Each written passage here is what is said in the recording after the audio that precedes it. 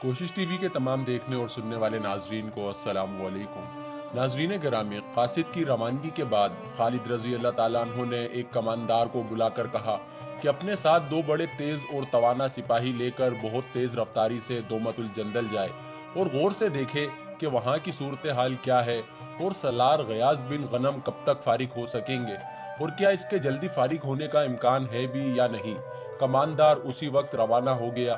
خلیفۃ المسلمین کے اس حکم کو جو تم نے سنا ہے ذہن سے اتار دو۔ خالد رضی اللہ تعالیٰ عنہ نے اپنے سالاروں سے کہا، دل میں خلافت مدینہ کا پورا احترام رکھتے ہوئے ان حالات کو دیکھو جو ہم نے آتش پرستوں کے لیے پیدا کر دیے ہیں۔ اگر ہم غیاث کے انتظار میں بیٹھے رہے تو کسریٰ کی فوج کو سنبھلنے کا وقت مل جائے گا۔ خدا کی قسم تم سب یقین کے ساتھ کہہ سکتے ہو کہ کسریٰ کی فوج پر تم نے جو خوف طاری کر دیا ہے وہ انہیں کسی میدان میں تمہارے مقابلے میں نہیں ٹھہرنے دے گا، اور مدائن کے محلات میں تخت نشینی پر جو قتل و غارت ہو رہی ہے وہ ہمارے حق میں جاتی ہے۔ قوم کے سرداروں میں جب تخت نشینی وجہ پیکر بن جاتی ہے تو فوج ایسی تلواروں کی مانند ہو جاتی ہے جو بڑے ہی ڈھیلے اور کمزور ہاتھوں میں ہوں۔ ہاں ابن ولید، سالار عاصم بن عمرو نے کہا، کسریٰ کے جن سالاروں نے فارس کے بچے ہوئے علاقوں میں اپنی فوج پھیلا دی ہے وہ سالار بھی تخت کے خواہشمند ہوں گے۔ وہ ہم پر فتح حاصل کر کے فارس کے تخت پر قابض ہونا چاہتے ہیں۔ اگر ایسا ہوا تو فارس جلد ہی تباہ ہو جائے گا۔ سالار عدی بن حاتم نے کہا، سالاروں کے دماغوں پر جب تخت و تاج سوار ہو جاتا ہے تو وہ اپنے ملک اور قوم کو بڑی جلدی تباہ کر دیتے ہیں۔ جب توجہ تخت کے تحفظ اور اپنی ذات پر مرکوز ہو جاتی ہے تو نگاہیں دشمن سے ہٹ جاتی ہیں۔ خالد رضی اللہ تعالیٰ عنہ نے کہا، میں ان حالات سے فائدہ اٹھاؤں گا۔ اپنی فوج کو تیاری کی حالت میں رکھو، ہم آخری فیصلہ دومت الجندل کی صورتحال معلوم ہو جانے پر کریں گے۔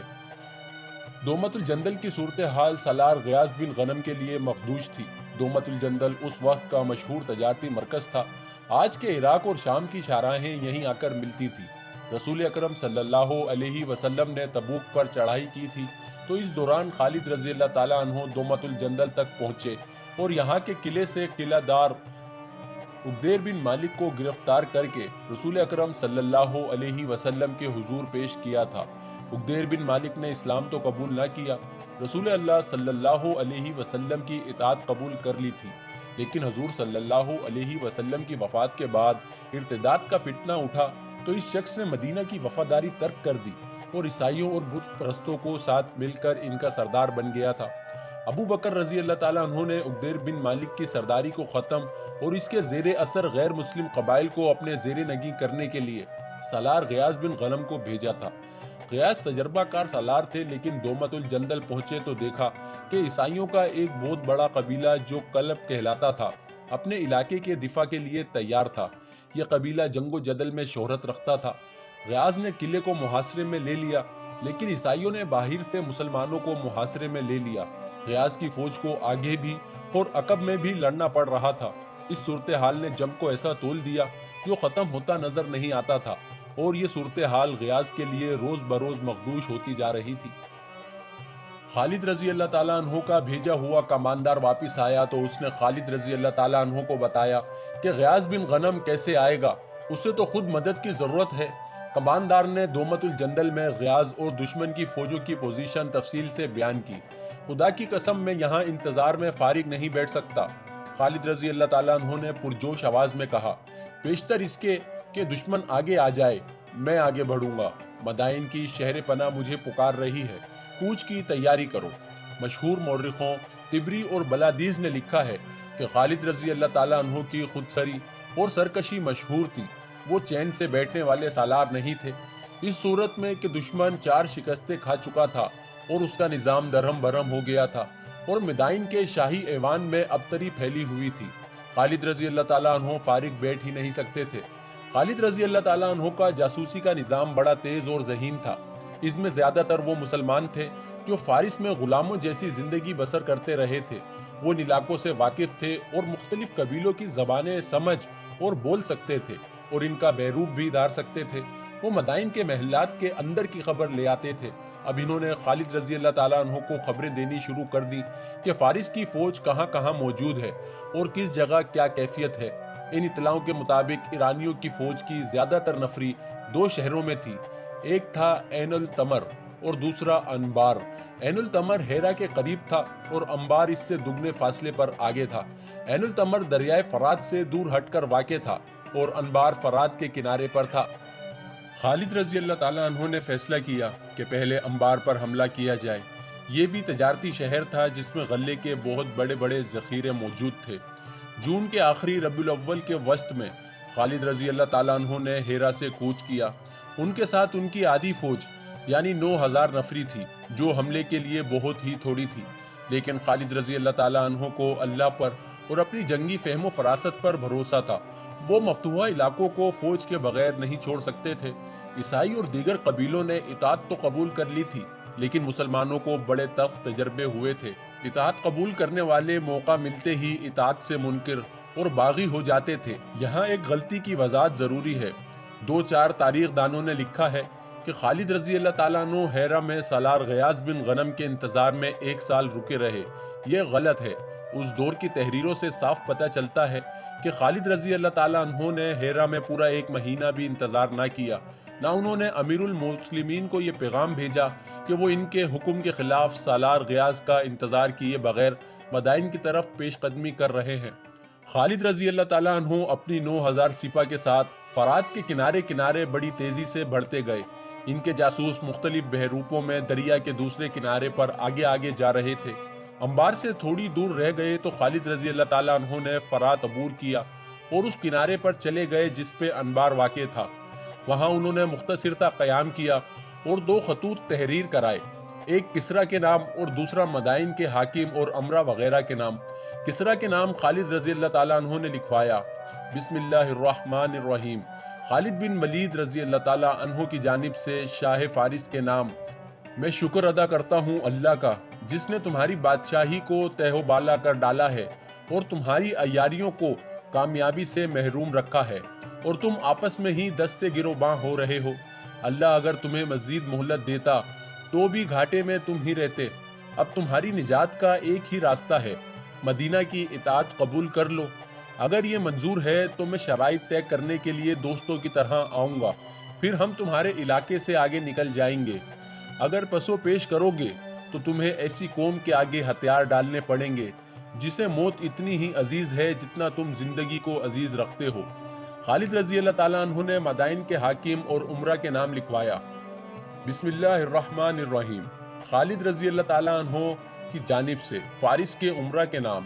تمہارے لیے بہتر صورت یہی ہے کہ اسلام قبول کر لو، ہم تمہاری سلامتی اور تحفظ کے ذمہ دار ہوں گے۔ اسلام قبول نہ کرو تو جزیہ ادا کرو، ورنہ سوچ لو کہ تمہارا سامنا ایک ایسی قوم سے ہے جو موت کی اتنی ہی شیدائی ہے جتنے شیدائی تم شراب پر ہو۔ خالد رضی اللہ تعالیٰ عنہ نے شاہ فارس کے نام خط ہیرا کے رہنے والے ایک آدمی کے ہاتھ بھیجا، اور امراء وغیرہ کے نام خط لے جانے والا انبار کا رہنے والا ایک آدمی تھا۔ کسی بھی مورخ نے ان دونوں آدمیوں کے نام نہیں لکھے۔ انبار جس علاقے میں تھا وہ سبات کہلاتا تھا۔ سبات آج کل کے ضلعوں کی طرح تھا اور انبار اس ضلع کا سب سے بڑا شہر تھا۔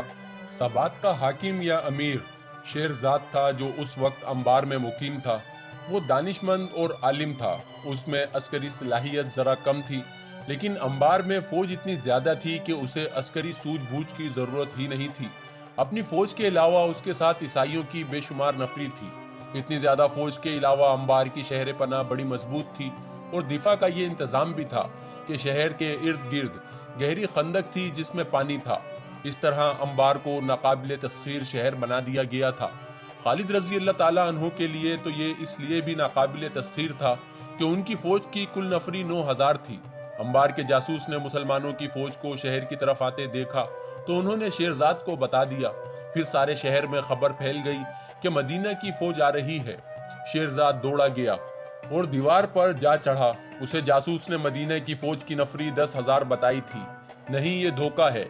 دیوار پر کھڑے شیرزاد نے مسلمانوں کی فوج کو دیکھ کر کہا، جنہوں نے ہماری اتنی زبردست فوج کو یکے بعد دیگر 4 لڑائیوں میں شکست دی ہے، وہ اتنے احمق نہیں ہو سکتے کہ اتنے بڑا قلعہ بند شہر پر حملہ کرنے کے لیے اتنی قلیل فوج لائیں۔ یہ ان کی فوج کا ہر اول ہوگا۔ اگر ہر اول نہیں تو اتنی ہی فوج پیچھے آ رہی ہوگی یا کسی اور سمت سے آ رہی ہوگی۔ شہر کے لوگوں میں افراتفری مچ گئی تھی۔ انہوں نے مسلمانوں کے بڑے دہشتناک قصے سنے تھے۔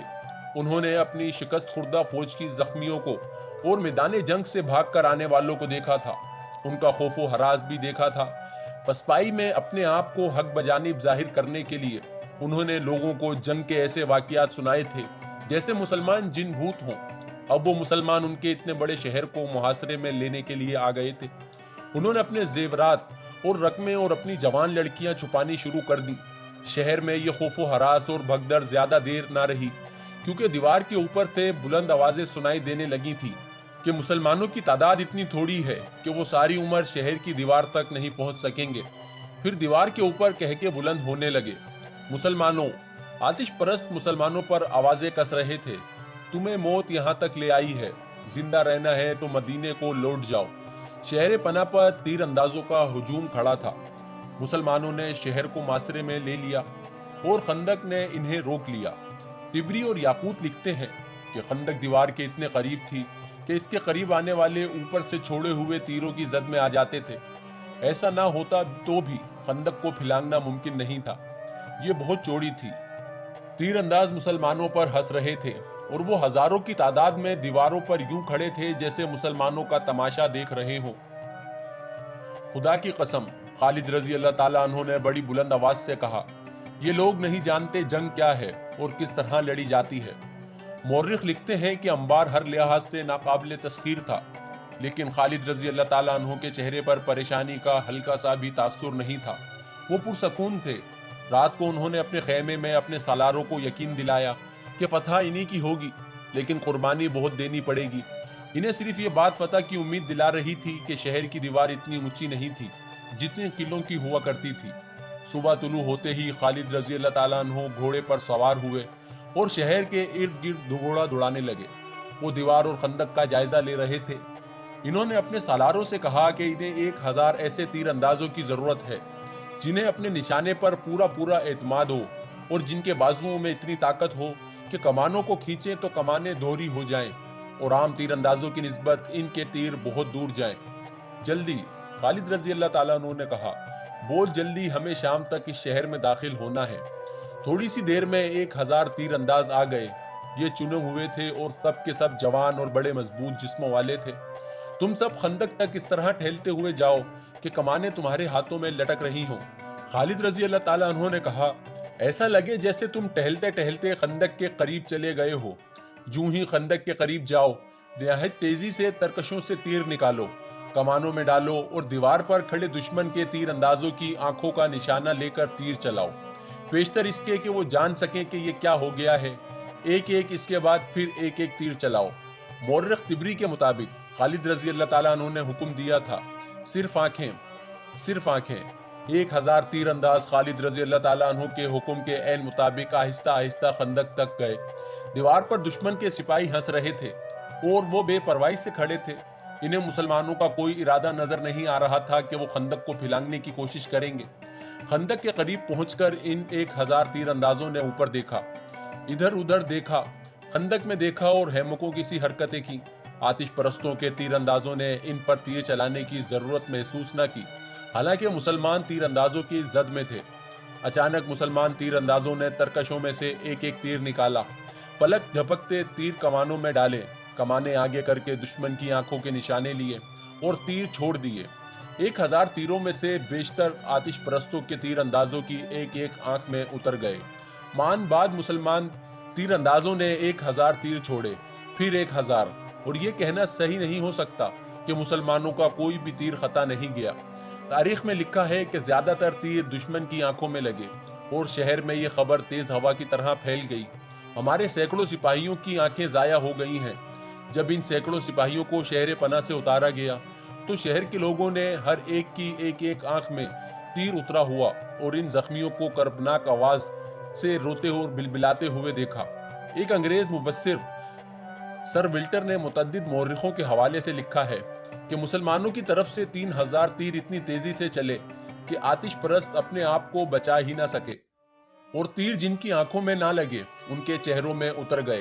چونکہ فارس کے یہ سپاہی اور ان کی مدد کو آئے ہوئے عیسائی شہر پناہ پر گھنے ہجوم کی طرح کھڑے تھے، اس لیے کوئی تیر ضائع نہ گیا۔ ہر تیر نے ایک آدمی کو زخمی کیا۔ طبری کی تحریر کے مطابق انبار کے محاصرے کو ذات العیون یعنی آنکھوں کی تقلید بھی کہا جاتا رہا ہے۔ مسلمانوں کے اس وار نے شہر کے لوگوں پر ہی نہیں، فارس کی فوج پر بھی خوف طاری کر دیا۔ مسلمانوں نے تو جادو کا کرتب دکھا دیا تھا۔ سبات کا آتش پرست حاکم شیرزاد دانشمند اور دور اندیش آدمی تھا۔ اس نے بھانپ لیا کہ اس کی فوج میں لڑنے کا جو جذبہ تھا وہ مانت پڑ گیا ہے۔ اسے یہ احساس بھی تھا کہ اس کی فوج پہلی شکستوں کی بھی ڈری ہوئی ہے۔ چنانچہ مزید قتل و غارت کو روکنے کے لیے اس نے خالد رضی اللہ تعالیٰ عنہ سے صلح کرنے کا فیصلہ کر لیا۔ اس نے 2 امراء کو قلعے کے باہر بھیجا۔ خندق کے قریب آ کر ان 2 امیروں نے مسلمانوں سے پوچھا کہ ان کا سالار اعلیٰ کہاں ہے۔ خالد رضی اللہ تعالیٰ عنہ کو اطلاع ملی تو وہ آ گئے۔ ہمارے امیر شیرزاد نے ہمیں بھیجا ہے۔ شیرزاد کے بھیجے ہوئے 2 آدمیوں میں سے ایک نے خالد رضی اللہ تعالیٰ عنہ سے کہا، ہم آپ سے صلح کرنا چاہتے ہیں، لیکن ایسی شرائط پر جو ہمارے لیے قابل قبول ہوں۔ اگر صلح ہو جائے تو شیرزاد اپنی فوج کو ساتھ لے کر انبار سے چلا جائے گا۔ شیرزاد سے کہو کہ شرطیں منوانے کا وقت گزر گیا ہے۔ خالد رضی اللہ تعالیٰ عنہ نے کہا، اب شرطیں ہماری ہوں گی اور تم لوگ ہتھیار ڈالو گے۔ دونوں آدمی واپس چلے گئے اور شیرزاد کو خالد رضی اللہ تعالیٰ عنہ کا پیغام دیا۔ شیرزاد نے اپنے سالاروں کی طرف دیکھا۔ ہم اتنی جلدی ہتھیار نہیں ڈالیں گے، ایک سالار نے کہا۔ ہمارے پاس فوج کی کمی نہیں، دوسرے سالار نے کہا۔ مسلمان خندق سے آگے نہیں آ سکتے۔ شیرزاد نے سر ہلایا۔ یہ ایسا اشارہ تھا جس سے پتہ نہیں چلتا تھا کہ وہ شہر کا دفاع جاری رکھنا یا خالد رضی اللہ تعالیٰ عنہ کے پیغام پر غور کر کے کوئی اور فیصلہ کرنا چاہتا ہے۔ اس کے سالاروں نے اس کے اشارے کو جنگ جاری رکھنے کا حکم سمجھا اور وہ شہر پناہ پر آ گئے۔ 1000 مسلمان تیر انداز جنہوں نے انبار کے 2000 سے زائد سپاہیوں کی آنکھیں نکال دی تھی پیچھے ہٹ گئے۔ خالد رضی اللہ تعالیٰ عنہ نے شہر کے ارد گرد ایک اور چکر لگایا۔ اب وہ صرف خندق کو دیکھ رہے تھے۔ انہوں نے خندق پار کرنے کا تہیہ کر لیا تھا۔ ایک جگہ خندق کی چوڑائی کم تھی، لیکن اتنی کم نہیں تھی کہ دور سے گھوڑا دوڑاتے لاتے اور خندق پھانچ جاتے۔ خالد رضی اللہ تعالیٰ عنہ کے دماغ میں ایک طریقہ آ گیا۔ انہوں نے اب حکم دیا کہ اپنی فوج کے ساتھ جتنے اونٹ کمزور یا بیمار ہو گئے ہیں انہیں آگے لے آؤ۔ ایسے بہت سے اونٹ تھے جو پورا سامان اٹھانے کے قابل نہیں رہے تھے۔ خالد رضی اللہ تعالیٰ عنہ کے حکم سے ان اونٹوں کو ذبح کر کے خندق میں اس جگہ پھینکتے گئے جہاں خندق کم چوڑی تھی۔ اتنے اونٹ ذبح کر کے خندق میں ترتیب سے پھینک دیے گئے کہ ایک پل بن گیا۔ اللہ نے تمہارے لیے گوشت اور ہڈیوں کا پل بنا دیا ہے۔ خالد رضی اللہ تعالیٰ عنہ نے بلند آواز سے کہا، اب ہم خندق کے پار جا سکتے ہیں۔ اونٹوں کا یہ پل ہموار نہیں تھا۔ ان کے ڈھیر پر چلنا خطرناک تھا۔ پاؤں پھسلتے تھے، لیکن گزرنا بڑی تیزی سے تھا۔ اشارہ ملتے ہی پیادہ مجاہدین کو تیز پھلانگتے اس عجیب و غریب پل سے گزرنے لگے۔ چند ایک مجاہدین پھسلے اور گرے، اور وہ پانی میں سے نکل کر اونٹوں کی ٹانگیں، گردنیں وغیرہ پکڑتے اوپر آ گئے۔ شہر پناہ سے دشمن کے تیر اندازوں نے تیروں کا مینا برسا دیا۔ ادھر آنکھیں پھوڑنے والے مسلمان تیر اندازوں نے بڑی تیزی اور مہارت سے تیر اندازی جاری رکھی۔ اب ان کی تعداد 1000 نہیں، خاصی زیادہ تھی۔ اونٹوں کے پل سے گزرنے والوں میں سے کئی مجاہدین تیروں سے زخمی ہو رہے تھے، لیکن وہ رکے ہوئے سیلاب کی طرح خندق سے پار جاتے اور پھیلتے رہے۔ مورخوں نے لکھا ہے کہ مسلمانوں کا یہ اقدام غیر معمولی طور پر دلیرانہ تھا۔ وہ زخمی تو ہوئے، شہید بھی ہوئے، لیکن انبار کی فوج پر اس اقدام کا جو اثر ہوا وہ اس کے سپاہیوں کے لڑنے کے جذبے کے لیے مہلک ثابت ہو رہا تھا۔ ان پر مسلمانوں کی دہشت پہلے ہی غالب تھی۔ اب انہوں نے مسلمانوں کا یہ عجیب طریقہ دیکھا کہ اپنے اونٹ ذبح کر کے پل بنا دیا اور تیروں کی بچھاڑوں میں اس پل سے گزرنے لگے تو دیوار سے برسنے والے تیروں میں کمی آ گئی۔ دشمن کے تیر انداز زخمی ہو کر کم ہو رہے تھے اور ان میں بھگدڑ کی کیفیت بھی پیدا ہو گئی تھی۔ خندق پھیلانگنے والا صرف ایک دستہ تھا۔ اس دستے کا جوش و خروش اس وجہ سے بھی زیادہ تھا کہ خود خالد رضی اللہ تعالیٰ عنہ ان کے ساتھ تھے، اور سب سے پہلے مرے ہوئے اونٹوں پر سے گزرنے والے خالد رضی اللہ تعالیٰ عنہ خود تھے۔ تیر ان کے دائیں بائیں سے گزر رہے تھے اور ان کے قدموں میں زمین میں لگ رہے تھے، مگر خالد رضی اللہ تعالیٰ عنہ یوں بے پرواہ تھے جیسے ان پر بارش کے قطرے گر رہے ہوں۔ اللہ اکبر کے نعروں کی گرج الگ تھی، اور اس گرج میں اللہ کی رحمت اور برکت تھی۔ شہر کے لوگوں کا یہ عالم تھا کہ بھاگتے دوڑتے پھر رہے تھے۔ شہر پناہ سے ان کے زخمی سپاہیوں کو اتارتے تو وہ لوگ ان کی گردنوں میں اور چہروں میں اور سینوں میں ایک ایک تیر کھبا ہوا دیکھتے تھے۔ زخمیوں کی تعداد بڑھتی جا رہی تھی اور شہر میں خوف و ہراس زیادہ ہوتا جا رہا تھا۔ لوگوں نے چلانا شروع کر دیا، سمجھوتا کر لو، صلح کر لو، دروازے کھول دو۔ شیرزاد کے لیے یہ صورتحال بڑی ہی تکلیف دہ تھی۔ وہ دانشمند آدمی تھا۔ اس نے جب لوگوں کی آہوزاری سنی اور جب بچوں اور عورتوں کو خوف کی حالت میں پناہوں کی تلاش میں بھاگتے دوڑتے دیکھا تو اسے احساس ہوا کہ یہ معصوم بیکارے میں مارے جائیں گے۔ انہیں بچانے کا اس کے پاس ایک ہی ذریعہ تھا کہ ہتھیار ڈال دے۔ اس نے اپنے سالار اعلیٰ کو بلا کر کہا کہ وہ مزید خون خرابہ روکنا چاہتا ہے۔ نہیں، سالار اعلیٰ نے کہا، ابھی کوئی فیصلہ نہ کریں، مجھے ایک کوشش کر لینے دیں۔ شیرزاد خاموش رہا۔ سالار اعلیٰ شہر پناہ کے اوپر اپنی سپاہ کی کیفیت دیکھ رہا تھا جو بڑی تیزی سے مخدوش ہوتی جا رہی تھی۔ اس نے یہ بھی دیکھ لیا تھا کہ مسلمان خندق عبور کر آئے ہیں۔ اس نے ایک جرأت مندانہ فیصلہ کیا۔ اس نے ایک دستہ چنا اور سپاہیوں کو تیار کیا اور قلعے کا دروازہ کھول کر اس دستے کو باہر لے آیا۔ اس دستے نے ان مسلمانوں پر حملہ بول دیا جو خندق عبور کر آئے تھے۔ خندق کے دوسرے کنارے کھڑے مسلمانوں نے دشمن کے اس دستے پر تیر چلانے شروع کر دیے۔ اس دستے کا مقابلہ مسلمانوں کے ایسے دستے کے ساتھ تھا جس کے قائد خالد رضی اللہ تعالیٰ عنہ خود تھے۔ مسلمانوں کے تیروں کی بوچھاڑوں سے آتش پرستوں کے دستوں کی ترتیب اور یکسوئی ختم ہو گئی۔ خالد رضی اللہ تعالیٰ عنہ نے اس دستے کو اس طرح لیا کہ اپنے دستے کو دیوار کی طرف رکھا تاکہ خندق کی طرف سے مسلمان تیر انداز دشمن پر تیر برساتے رہیں۔ خالد رضی اللہ تعالیٰ عنہ اس دستے کو خندق کی طرف دھکیلنا چاہتے تھے۔ گھمسان کا مارکا ہوا۔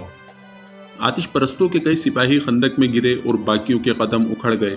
اس دستے کے سالار نے اس ڈر سے دروازہ بند کروا دیا کہ مسلمان اندر آ جائیں گے۔ دروازہ بند ہوتے ہوتے دشمن کے اس دستے کے بچے کچھ سپاہی بھاگ کر اندر چلے گئے۔ خالد رضی اللہ تعالیٰ عنہ شہر پناہ کا جائزہ لینے لگے۔ وہ مجاہدین کو اس دیوار پر چڑھانا چاہتے تھے جو آسان نظر نہیں آتا تھا۔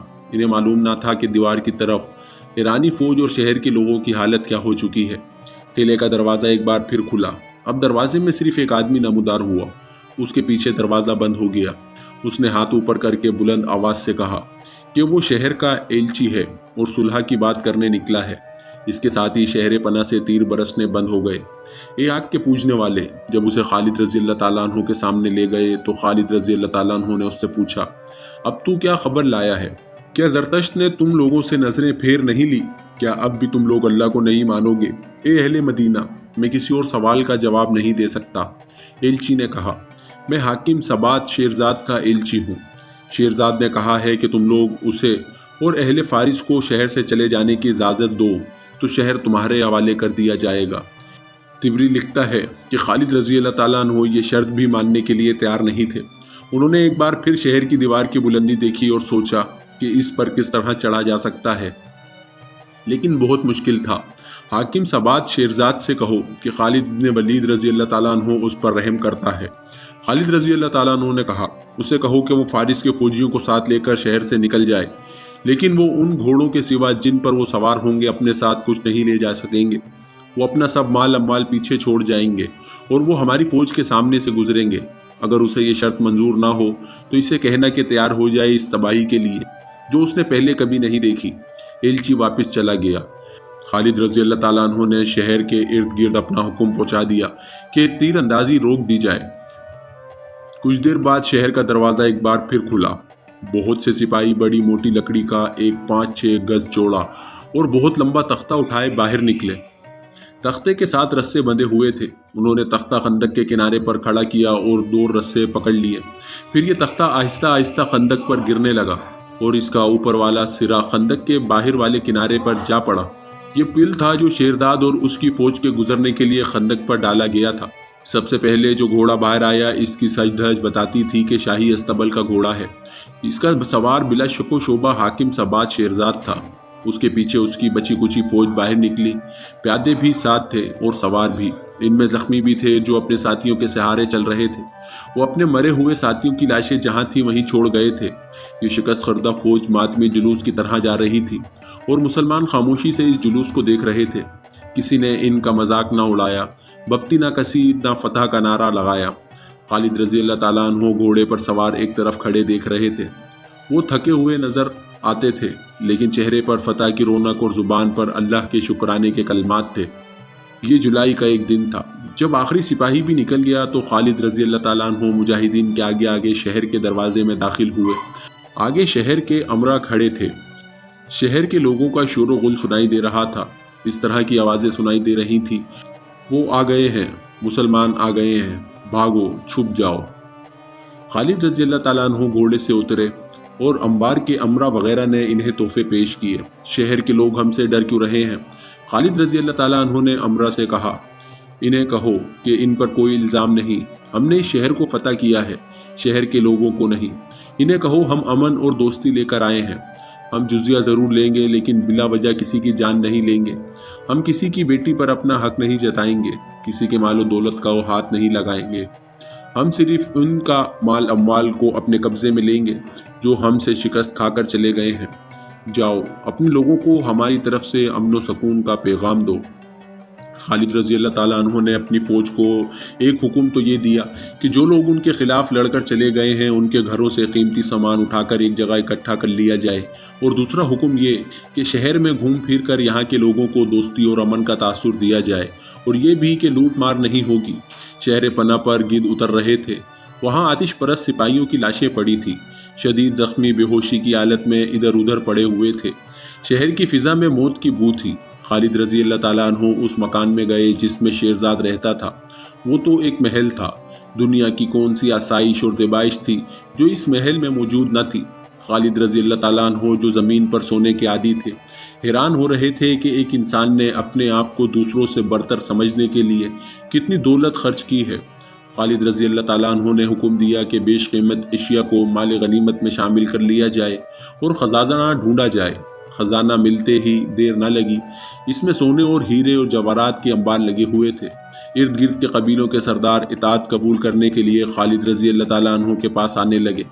خالد رضی اللہ تعالیٰ عنہ نے جزیے کی رقم مقرر کر کے اس کی وصولی کا حکم دیا۔ اس دوران جاسوس نے آ کر بتایا کہ فارس کی فوج عین التمر میں اکٹھی ہو گئی ہے اور اب مقابلہ بڑا سخت ہوگا۔